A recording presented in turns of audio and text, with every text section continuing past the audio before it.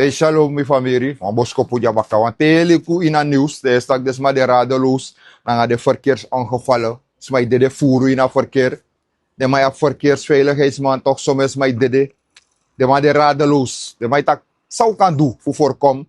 Soms slachtoffer in het verkeer. Dat is simpel er. Die lees Romeinen 13 vanaf vers 1. Dat heet Respeki Lanti wet. Want Lanti wet not de tegen ogri doen. Je begrijpt? Bijvoorbeeld in een landwet, in een rijwet, attaki, bebouwde kom naar maximale snelheid naar 40 km per uur. Als je voor een wet dat die wang, dat we voorkomen voer of de ongelukken zijn zat die de. Je begrijpt? Simpel. Ook toen je ziet de afvalcapaciteit, verschillende borden, 40, je mag rijden, maximale snelheid 40, maximale snelheid 60, maximale snelheid 80. Je horen naar zijn schrift, tap de borden.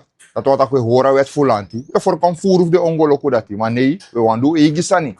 Je begrijpt? En dan omdat dat maximale snelheid naar 40 rijden, aan maximale.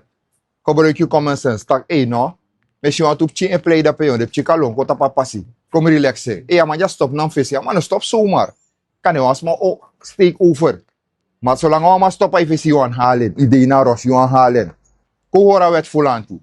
En het tweede wet ook tussen mogi. Loop je naast de van je loop je schrijf je sang. Je de niet wagi. Maar je ne spanang as masai wakanga futu. Of amasadanga brom. Of amasadanga bicycle. Omdat je no loop je naast. Je no bowan waman nakjus makiri. Dat is ook toe. Voorkom voor na contrast makiri ook toe. Dat want dat je loop je naast. Lek van je loop je schrijf je. Je begrijpt? En nu stop je agu ook toe. Want voor van je gedrag in verkeer na agu sawenyang. De onrein san krabu sara sara. Na de san sawenyang en mekwe gedrag wil ik wild met in verkeer. En dat we tak shalom.